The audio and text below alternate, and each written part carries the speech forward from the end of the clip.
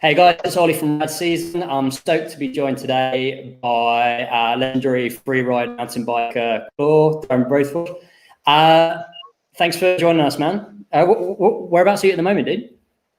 I'm actually at the Geordie Lund Bike Park. I'm scheduled to do a little bit of work on the Bell Solutions pump track. I'm making the first wall ride for one of their pump tracks in Canada, so stoked. Sick. And how long has that project been going on for? I've been out here for quite a while, actually. I got the contract to build the beginner and intermediate lines for like the jump park, and then also the pro line. And this is it's a pretty big park. There's like three different aspects. I handled like the jump park section, and then Velo Solutions came in and built one of the biggest pump tracks in Canada, including this killer snake run. And then there's also a guy named Bill McLean. He's out there building trails for like a cyclocross track. So like this is like a huge, bike park sort of thing, and bittersweet, but it's all dedicated to my buddy Geordie Lund. Cool, man. And how's the situation been over in Canada at the moment? Canada has been pretty good. We have our thankful Bonnie. She's the person that's the spokesperson for Canadian Health, and she's came on strong, and told everyone to stay home, and everyone kind of abided by her advice, and like the numbers have been really good. Like I know on the island in total, just to give you an idea how big Vancouver Island is, it's about the size of England. In total, I think we've had 150 cases. So where I live, it's been pretty chill. Obviously there's the odd person in masks, and some people just, are paranoid, for good reasons. But yeah, it's been pretty chill on my end, and very fortunate, especially when the lockdown really hit. I had forest. Like I live on the edge of, basically the forest. So I had all the space to go play and have fun out in the bush. It was great. That's cool, man. So you could get out, and it wasn't in complete lockdown. That's cool. Yeah, totally. And How's the audio for you? You hear me it's good, loud and dude. clear? Okay, Yeah, perfect. yeah, sweet. Yes, I'd love to take it back to where you grew up and how you got into mountain biking.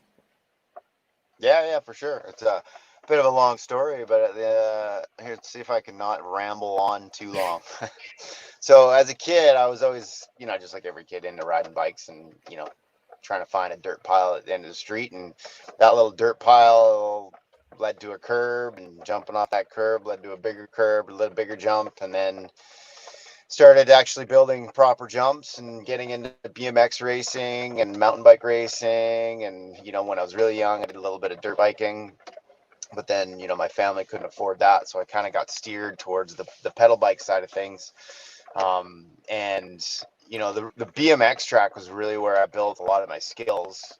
And because as you know, BMX is great for skill building on two wheels. And then from there, in my younger years, I did a little bit of like mountain bike racing, like cross country, and your classic kid, 14 years old, like, why the hell am I doing this, pedaling up these big mountains and stuff. And then after that, got more pulled towards the BMX side of things, just because I loved freedom. I loved dirt jumping, and going out and building whatever I wanted to build. And I wasn't the type of kid that liked structure. I liked to do whatever the heck I wanted. And the whole dirt jump, being out in the woods really excited me, because there wasn't a lot of rules or regulations. No one really telling you what you could or couldn't do, unless the landowner came in and chased you out with a shovel. So yeah, that was my younger years. And that led to traveling with BMX, and I got into the professional BMX scene. Had a couple sponsors, like even competed at like Gravity Games and big events like that. And then I quickly came back to Canada after living in the States for a year, and went to school for a year, because I thought, every good kid, you're supposed to go to school. And I went to school to be a tool and die technician, because machinery, mechanics has always been, I've been doing it since I was a little kid. And I ended up doing a year, and then I quit. I quit because there was a contest at Whistler, dirt jump contest, a mountain bike one, And this was when I got back into mountain biking, and my transition back into mountain biking was kind of inevitable, because on the BMX I was always looking for like bigger, gnarlier type riding and bigger jumps and stuff. So like the mountain bike naturally lended itself to me as, like something I wanted to do, because it was in this interesting time in the mountain bike scene where previously, like the mountain bikes that I had, I always broke them. I bent the bars, I bent the wheels, like the bikes just weren't good enough to do what I wanted to do on these bikes. And then I kind of got reintroduced while I was back in Vancouver via my brother and some other friends.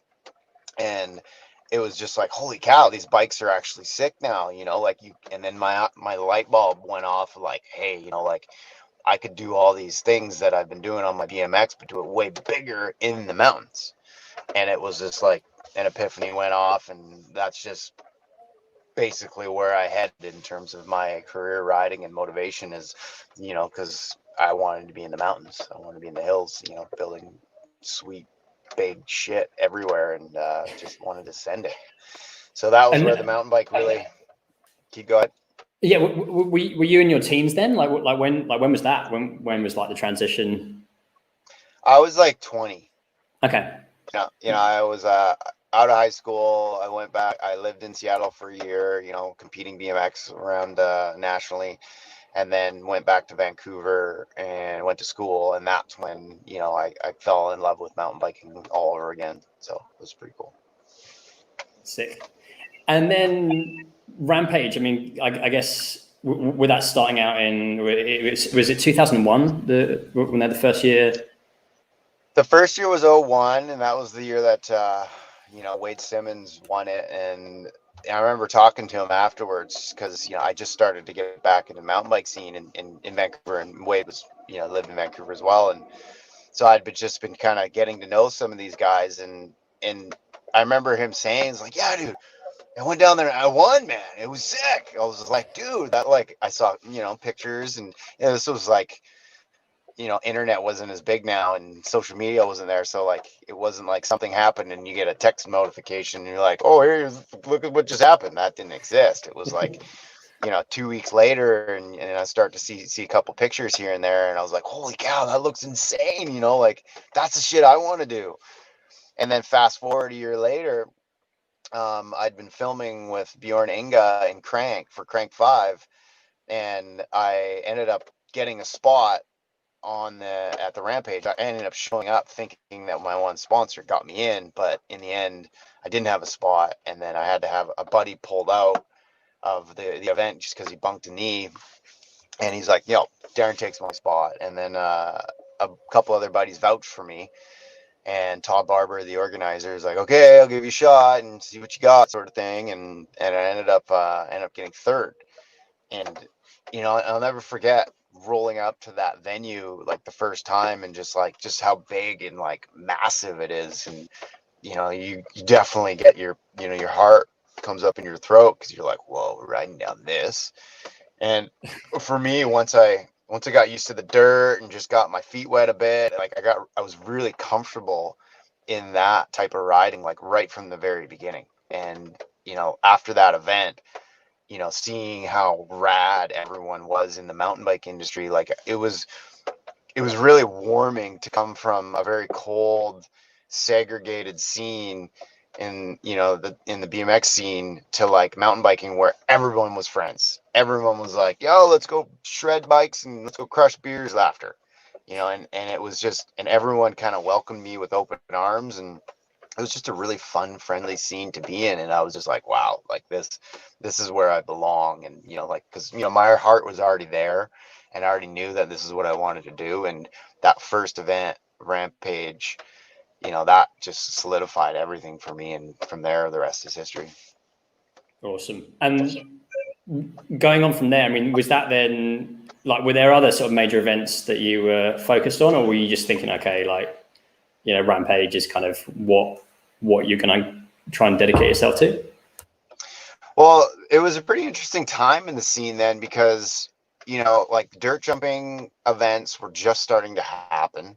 And then the next summer was the very first slope style. So like the first year that I went up to that dirt jump contest in Whistler, there was like, it was Joyride originally. Yeah. And that was the second year. And it was a couple races, like 4-cross, and then like some DH racing was starting. And it was all just blossoming, this massive scene, which, as you know, how big it is today. And you know, there wasn't anything really to aspire to other than like I just wanted to go big and get rad and like film. You know, like right then, filming was like the escalon of like the pinnacle of where you wanted to be, and then Rampage was right there along with it. Because Rampage wasn't as big as it is now. Obviously, now it's everything for athletes. But back then, you know, like to me, filming was always the biggest because I knew that filming a 6 film segment lasts decades. You know, like I grew up watching 10, 15-year-old segments that, you know, wore out the VHS tape because, you know, I freaking watched it so many times. Yeah, kids, VHS. It's big square tape stuck in the VCR. Yeah, so, you know, for me, that was the Escalon. And then from there, you know, the first slope style event happened in Whistler, and it was like, for the industry, everyone was like, whoa, this is pretty cool. Like, and everyone clamored as fast as they could to get a piece of this new emerging cool market, which is, you know, freeriding's, I would call it freeride's second resurgence. You know, the original one was when, you know, the early 90s, when like Tippy and Wade and Schley first started sliding down big mountains, and that was like the first free ride, like, you know, like, hey, here we are. And like this trick side of things, which I helped bring to the table on mountain bikes, that was like the second and a much bigger one, and it still is, in my opinion, thriving till this day. And would you say, I mean, was there like way more sponsors coming on board when that's started like, taking off then? Yeah, like when I first got in the scene, you know, like dirt jumpers weren't really, there was a couple guys like Cowan and you know, Voorhees was always in there as well, like guys that you would look at and be like, oh, they're the sickest at doing this and whatnot, and there was no events or venue for them to showcase their skills, and free riders had always been kind of like, for the last 4 or 5 years, have been in movies, and that was what they aspired to. And now these events were starting to happen, and now sponsors were like, oh, there's something that we can be a part of at an event. Because, you know, sponsoring a movie is one thing, you know, you get your logo up on a movie that everybody wants to watch, but at the end of the day, you know, events are still to this day really the hot button, because you actually get people engaged and seeing and physically being there and having that more of an emotion connection to your brand and wherever you put your logos and whatnot. So all sponsors were just like I'll never forget it. You know, it was, you know, like people wanted a piece of you, you know, especially when, if you were in the action, then they wanted to sponsor you.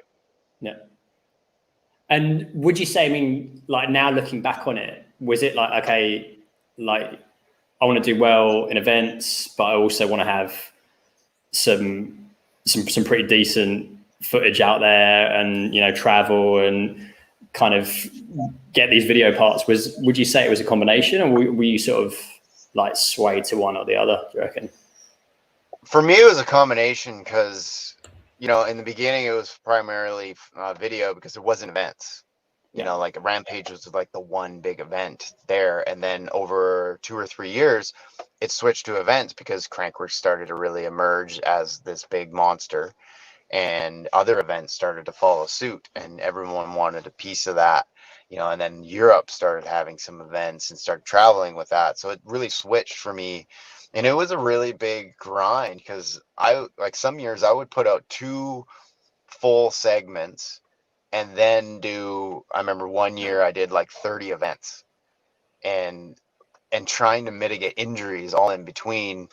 And that was a struggle because, you know, like say mid-season I'll break a leg or something, and, you know, I went years with having a serious injury, like at least one a year.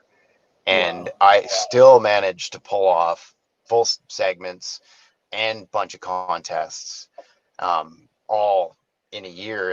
And it was just like nonstop for like 10 years. I'm like just going out there, like just beating yourself to shit and, getting back up and doing it all over again. And, back in those days, we didn't have like resi ramps, foam pits, like all these buff safe landings. Like, you see everyone in their, Utah, edits, they have these basically landscaped landings and just everything's perfect. And rightfully so, because the tricks that they're trying to do are like insanely hard and everything's got to be perfect for them to be able to pull off their trick in those atmospheres. But back in our day, in the beginning, it wasn't buff. Like, you got worked on just shit because we didn't have the time and effort and build crews or funding to make all that perfect. And it was a little different for sure. Gnarly. And how are you sort of then going through like those recoveries? I mean, if you like you because you broke your back a couple of times, right? I mean, these aren't like little injuries. I mean, how did you then kind of get back into it after these accidents or after the setbacks? Yeah, it all depends on what injury. If you roll an ankle or you break an arm or like a small bone in your leg, those are all pretty quick, easy ones to get back to. Like 6 to 8 weeks off the bike. Mentally, it takes a day or two to like kind of get back into the into the swing of things, and slowly ramp up over a week or so in terms of your exposure level. And then the bigger injuries are the harder parts to really mentally overcome, because when you spend 4 or 6 months off the bike, that's when you actually physically lose a little bit of that memory muscle, and you gotta like constantly remind yourself, like, I know what I'm doing. Like when you're sitting on top of a roll-in and you're gonna do a gnarly trick on a big jump, you just gotta fall back to the the memory of what you're doing on a bike. You've been doing this a long time, so just go get her done. But it's definitely a challenge. Yeah. And were you like cross training as well? Were you sort of like, taking out the BMX at all for like if you're trying to do any new tricks, or, were you doing different other activities or sports? Yeah, I've always been a kind of person that gets bored if I just do one thing. So, my garage is full of stuff, like whether it's fishing, hunting, motoing, snowmobiling, snow biking, snowboarding, skiing, all the fun outdoor shit. It's there. And I've always done my best to be as good as I can at all those other things. And the inspiration comes back to mountain biking. Like, for instance, currently snow biking. I'm out in the mountains. I'm doing basically Rampage style lines in the snow, and that helps, train mind, body, still same body language and muscle memory, and it helps, keep your edge on, riding big mountain lines on the mountain bike. Yeah. So like that kind of sport helps each other, and it may be wintertime, but I'm still out there sending it in the mountains. So that's always been a big focus for me in cross training and whatnot. But in the beginning, when I was younger and I was actually competing and going for it, this is something to talk about. Most guys in sport usually go through like around 30 years old. You go from like, unless you're like a fitness endurance athlete, you go from like not really caring all that much about your health and your diet. Around 30 years old, you kind of start to fall apart. And you're like, holy cow, like I gotta figure something out. And it was very evident for me because, around 28, 29, like I was just like, fuck, I was dying, and I couldn't keep going on like that. And it was amazing to me when I first went to my trainer, which I train with now. The first thing I didn't know, which is boggling to me, I was 29 years old and I had a zero clue what an alkaline diet is and what that does to an athlete's body. And you may or not know what an alkaline diet is or what alkaline foods are and what they do, but I'll tell you right now, just Google it. If you don't, it's like the very first building block of health and diet. And I'll tell you right now, my diet was acidic, and I went from like having like a Charlie horse on my calf, which took me out from quite a few contests, I went from being out from like 4 to 6 weeks from a gnarly Charlie horse, from like a big impact on my, quad muscle or my calf, to doing the same injury again and being out for 3 days. That's the difference. What just diet can do for your body. And everybody's body's different. Sometimes you don't have to like look at it or pay attention to it. But for me, it was very important. And that was the only way that I could keep pushing my body and going forward. And in all honesty, like the program that I'm on now with like health and all my supplements and crap, is I heal faster now than I did when I was in my 20s. And I can honestly say that. It's pretty well. Just because you're taking care of yourself better, right? Yeah, cool. Yeah, just because you're taking care of yourself better, yeah. You reckon? Like, yeah, absolutely. It's all diet and supplements, and back then when in my 20s, we'd go out and crush. Okay. Hello. I just lost you there for a second, dude. Yeah, absolutely. Are you on there? Or you just got I'm on. Yeah. So I'm back. Yeah. So then, like back in your 20s, you weren't taking any. Yeah. So there was no supplements and. Yeah, definitely taking care of yourself is. Hey, are we on? Yeah. Hello. Yeah, I hear you now. Okay, awesome. Yeah, sorry, man, just cut out a sec there. So, and then what about the travel aspect of it and free riding? I mean, was that something that absolutely that you guys would? Yeah.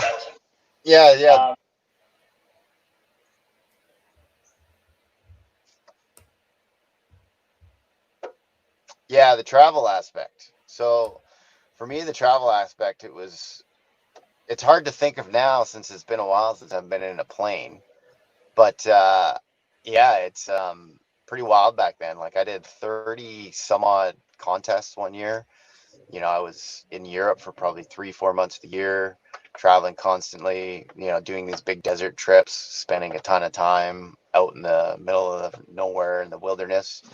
And yeah, it's pretty wild to think back on all those crazy trips and all those crazy times. Is there anything that sort of stands out from those trips that you were doing? Like any country that you visited the first time? And... Absolutely. For me, for big mountain riding, I definitely say my favorite spot would be China. I know China right now is not the most popular place, but I will say the area where we went to in the Gobi Desert was phenomenal for big mountain riding and the culture and the cuisine and, no, we weren't eating bats, that kind of stuff. So that was definitely, it stood out from the rest. And then another cool one that we did for filming New World Disorder back in the day was Turkey. We went to Cappadocia. That was a crazy place. We stayed in caves. Like our hotel was in a cave, and I'll never forget, a camel call got so sick that we had to haul a doctor in, and freaking doctor shows up and just like sticks a needle right in his butt and just like, what the hell was that? He's like, let's fix you up. You'll be good. Yeah, it was some good times that were had on the road. That's for sure. And I mean, were you guys when you were planning those trips? Were you like getting in contact with? Were there any locals there? Was like anyone kind of riding out there, or were you sort of like obviously depending on the country, were you just like looking at maps and going, yeah, we reckon there'll be some spots here? Most of the time for those big desert freeride trips, it was just we do some reconnaissance and figure out what type of terrain's out there, or maybe even heard from someone or seen some, a previous shoot. Like for instance, the Turkey one, guides had been there in the past, so we knew that there was some riding. So we just kind of go out and just go search for it. Trip like the China one, that was a full exploration. That was like a word of the mouth. Someone said that there was some terrain out there, stepped on the online and searched for a picture, looked at a picture like, ooh, that looks really good. And then just, on a whim, big chance. Go out there and see if you're going to find gold at the end of that rainbow. That's sick.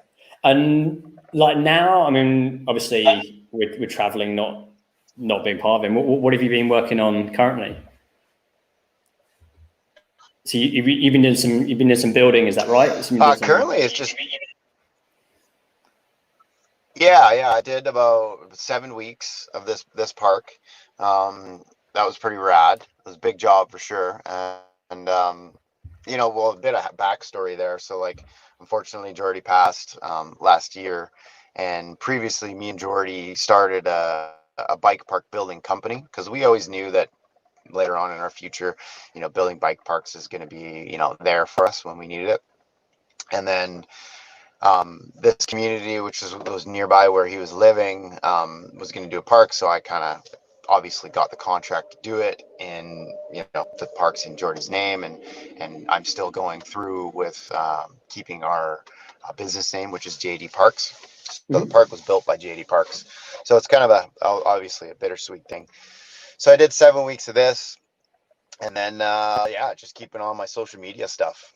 Trying to really push forward on the YouTube, and then my Instagram, and starting TikTok. I know it's laborious and hard, but for an old guy like me, all this social media stuff, it's I'm not one to be wanting to be on my phone, like doing stuff all day long. So it's and it's like for us old guys, it's a change. It's been around forever, but at the same time, it's pretty wild to see the transition from like just who you are and what you've done, in terms of like what sponsors want to see, to solely content. Like nowadays, it's completely switched to just straight up numbers. Guys that are sitting in marketing positions, they have a tough time going to their boss explaining, okay, this is why I give this much money to this person, is because this is what he done, this is who he is, and this is this is the deal. Now they simply go, okay, we sponsor this guy, he gets this many numbers, this is his views, this is his likes, and it's simple. And he goes, boom, his boss looks at it and he's like, yep, sweet, makes sense, later, next conversation. So how that relates to me is, back in the day, it was just simply how much coverage you got, how much contests, and just what you've done and who you are in the industry. And that set your value and whatnot within the industry. So now that's flipped upside down to where, like, a no-name guy that gets a bunch of YouTube views and it has a channel, he's up here where, like, in the industry, people are like, who is this person? But that's the person that has value now. So it's an ever-changing landscape for all of us pro mountain bikers, and it's changing fast. So we got to kind of stay on top of it. And with that change, how do you see the sport evolving? Like that, or like what do you see with freeriding? Where is it going to go? Well, like, every sport evolves with technology and the landscapes that are created around it. And the evolving part of mountain biking I see is just, the bigger changes in the next 10 years will be, e-bikes will be more of a commonplace. The bikes will get better, they'll get smaller. With regards to like doing tricks and stuff like that and free ride sort of thing, e-bikes won't play that much of a role in a lot of it. In terms of tricks will just keep on chiseling away a little bit better and stuff. And, it's definitely at a plateau right now, especially with slope style and freeride always has a place to grow with the terrain, because, true big mountain freeride style stuff, it's like skiing, like if you looked at the extreme skiing contest 10 years ago, you'd be like, oh man, the ceiling's there, it's never going to go any bigger. But it does, because people find new creative landscapes to do the same thing in, so that it's new and it's interesting, and that's the evolution and the progression there that I see happening. But in the social media landscape, I see common TV just dying completely, if it's already dead yet. And the streaming and the free stuff that you can get online is definitely the way that people get their fix for their content, and that's just gonna keep growing with the planet population exploding and the population of mountain bikers exploding. But because I don't know in your area, but in my area, mountain biking has absolutely exploded. Like literally this COVID thing, like double the numbers of people buying bikes, double the numbers of people on the trails, love it or hate it, mountain biking is very popular now. Yeah. And it's funny for guys like myself because, biking never was the cool sport. Like we always, used to joke at like surfers because they, like had all the attention and, all the girls and, hang out on the beach all the time and get all that stuff. And, we were just the dorks on bikes. And now it's like everybody wants to ride a bike. It's like the cool thing to do. So it's kind of interesting at the end of the day. And are there any places that have been on your bucket list that you want to still discover, where you think there's going to be some big mountains? And where's that? The delay. Yeah. So where, if there's anywhere on your bucket list to go traveling that you've been sort of looking at, obviously as and when you can, what sort of stands out, or where would you want to go? Absolutely. Yeah. There's always,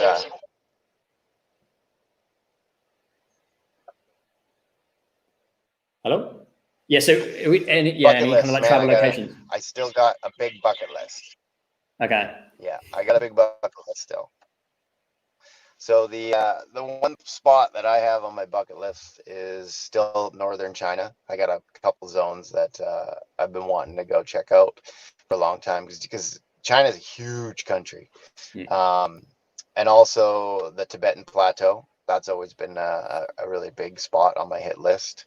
And then the stands, Kyrgyzstan, all those sketchy countries up north. So for me, just that whole area of like northern China into Tibet and up into the stands, that whole area's got a lot of potential for exploration. And then back on this side, there's definitely some northern BC, Yukon mountains that I've had my eyes on. And one of the things that I was hoping to do this year is get on filming a big mountain film, which me and my brother were going to be producing.